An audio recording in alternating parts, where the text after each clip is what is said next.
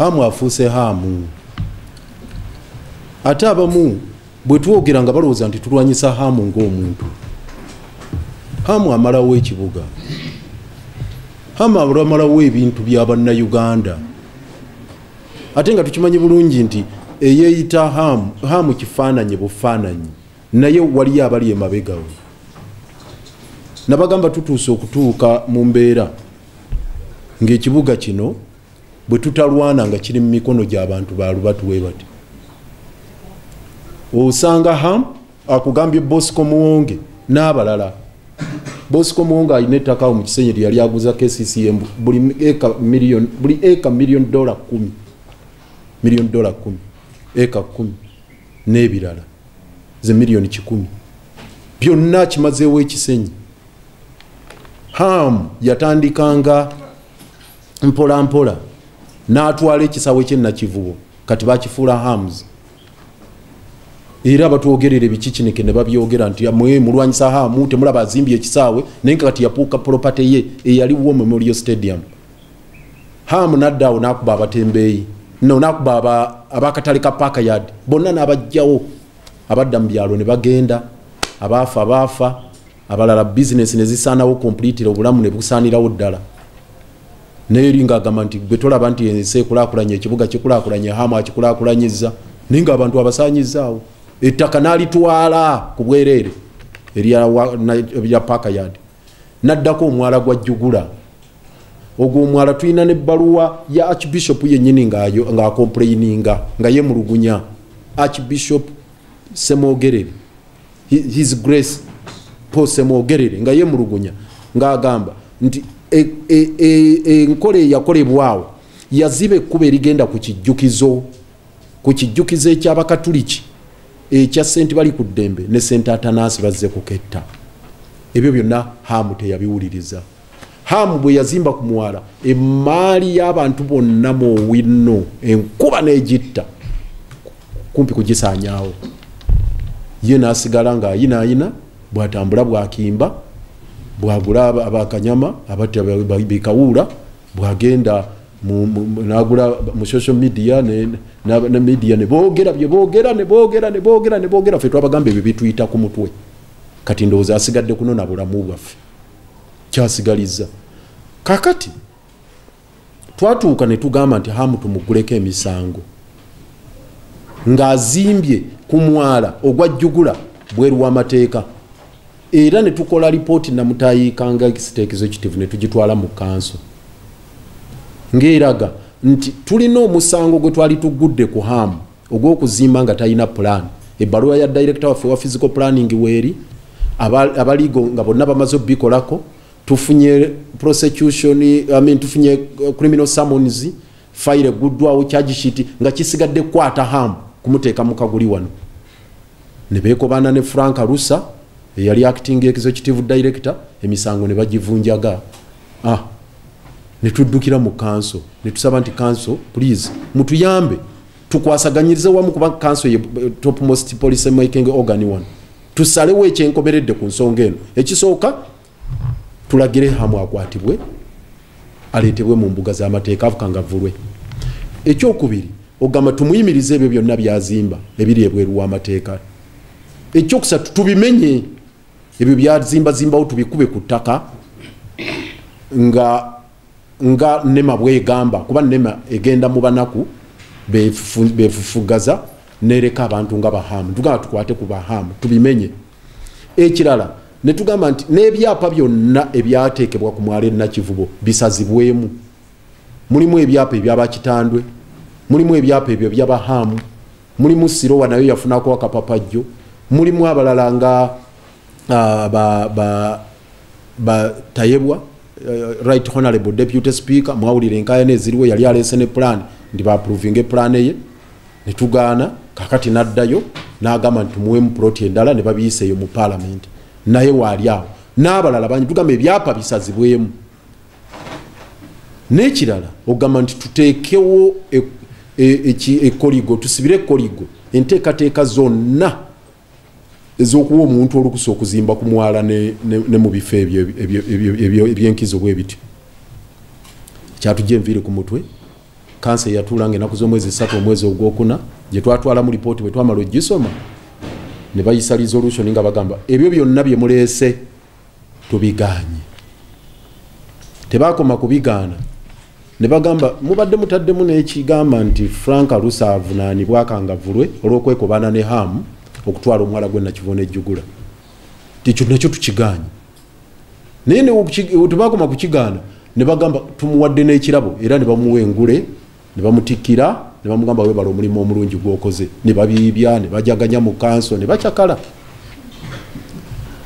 Ham n'afulumawo n'ekiwandiiko era yagenda mu social media n'atandika kwewaana mu bulabe obutambi bwe yatandika okutambuza Ham Enterprise n'agamba Luswago aswadde agenze mu kanso n'abeereeyo era atuuseyo ng'akaaba bukaabi maziga bakansala bamugambye twala eri ennugu yo olina nnugu ku kaani ku Ham era bamufuumuddeyo kati era Ham omwala agututte Ham agenda n'ekiwandiiko ekyo ekya kanso era nga kyeyesibako nga kyekimukiri yalinga njagala okubategeeza kino nti yes secretary wange wano ayogedde minister wange ayogedde wano ekyogamba nti ffe tulina obuyinza obusalawo kituufu naye kanso yasalawo okuwa Ham omwala ng'ennaku z'omwezi 3 omwezi ogwokuna kanso yasalawo ekigambo ekyo nga kifu nga kikyamu nga tututeya lipoota yaffe egamba temumuwa mwala tumukwate tumukangavule tumusibe ne minutes zizino zirina wano zizi ne minutes balaga nti bino byonna tubigana mujja kufuna kopi zisayiningiddwa zizi tituganye byemugamba nti tuyimirize Ham okuzimba ku mwala tubiganye ne bagamba babiganye byemugamba nti Ham akwatibwa akangavulwe bubabiganye betugamba nti ayigijja anoonyereze yakufuna ati ebyapa n'ebirala ne bagamba babiganye ne tugamba nti Frank Alusa akangavulwe baganye buli kimu ne bagamba baganye kakati mu kumaliriza okugaana Ham n'agenda nga akinagguka nti buli kimu kiwedde era bamukiri yalinze kati n'atandika olukwesikwesi olw'okumaliriza enteekateeka ze era we tuyimiridde olwaleero kati Ham yamaliriza dde enteekateeka ze ng'asinziira ku ekyo agamba kanso yamuyisiriza resolution ey'ekimpatiira eyo nga bwe munyibulidde mukulu Bukenya bw'abanyonyodde agenda kuba kibaatyo ekiro ky'olwaleero emiti agikuŋŋaanyiza giri mu basement ne abanayagala ku kavidiyo tujja kabawa emiti yagikuŋŋaanyiza dda n'abasajja bikawuula biri eyo wansi abiriisa mmere biri eyo biri akawunga bateekateeka ekiro ky'olwaleero okuyingirawo bakube ekibaati ku mwala gwaffe njagala okubategeeza nti ki kye tukoze ennaku z'omwezi 22 omwezi ogw'omusanvu bwe namanya nti Ham agenda maaso n'enteekateeka zino ng'ate kanso gye twaddukira tetuyambye kwe kuwandiikira Secretary General w'ekibiina NUP mukulu David Lewis Rubongoya ne musaba ne mugamba nti munnange bakansala abasinga obungi mu authority ne ku magombolola ba NUP ba MP mu kibuga bonna ba NUP okujjako omuyeka owawa ne mu centre naye abalala 9 bonna ba NUP tusala amagezi nga tuli wamu nga tetwetemyemu tutaase omwala gwaffe guno nja kukkiriza nti ennaku zino ekibiina kibadde bize bali mu vetting era mulaba ne mukulu Sebuufu gye babadde baani bali mu kuvetinga ba candidates ndowooza abadde tannabafuna budde buddamu bbaluwa yange nakunfunira budde tusobole okutuula tusala amagezi kati embeera eno weetuukidde olwaleero kwe kusaba muganda wange ono minisita wange ne mugamba adduke bukubirire anoonye mukulu Secretary General NUP mukulu Lewis Rubongoya ayite crisis emergency meeting bwekiba kisoboka olwaleero nze sijja kumusalirawo naye olw'obwangu olw'obwetaavu obuliwo nze mbadde nsabye mu bwetoowaze nti muganda wange Lewis Rubongoya meeting agiyite olw'eggulo lw'olwaleero tusala amagezi agaŋŋanga Ham nga tannakuba kibaati ku mubwala wali ekyo kimusabye nkuluse bufu era kyagendako bogeremu tulabe oluggulo lwa leero tusobole okutuula tusale amagezi agataasa omwala guno okulaba nga tegugenda yembeera eyo ey'okufudda emba eyatta abantu emyala gyatwala abantu abawera 10 n'omusobyo babalako 10 be batugamba naye nga kigambibwa basukkanamu ekintu kyakuba nti amataba gabonyabonya bannakampala tekyetaaga kunyonyola buntu yenna kabe hamu oyo akimanyi ate omusajja oyo hamu simanyi lwaki ayagala ntobazi gyasula ekawuku ennyanja lwe yalinnya bweti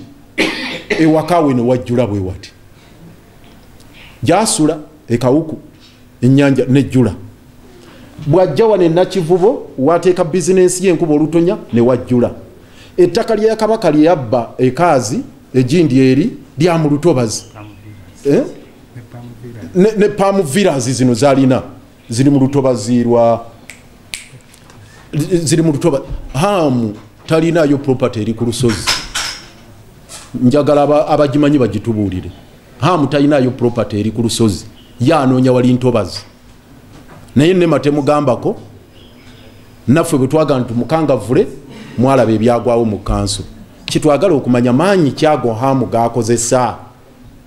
ye bano bonna abawooza nti emyala gigenda kayekana akaseera bannange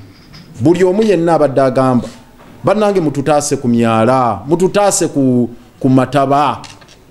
nga temunajja nakwogera bya Bukenya wuma lwono nti oba tuguzimba abatembeeyi basobole okutundirako kuba ye kyayogedde naye n'okutaasa ekibuga okuba nti tekibeera mu mataba luno lwoya lwa mu nnyindo buli omu kati awuliranga avunaanyizibwa ku nsonga eno kanjagala kino ekigumizi manyi mwagala nnyo social media hamu ayungula bigunza ayungula buli kimu tulina mu kaseera kalimu ebyobufuzi bingi atatwegattako mu lutalo luno gwowagira amataba okubeerawo awagira hamu okutwala omwala olina omusaayi gw'abantu ku ngalo bw'obanga owagira hamu atwale omwala gw'ennakivubo aguzimbeko oyina omusaayi gw'abannakampala ku ngalo zo buli awagira hamu na buli atusojja ku luwonzi nga tuvaayo okulwanyisa hamu ddayo weenenye wekka so yembeera eyo so awo we tuli kati gwe ne bwogenda mbata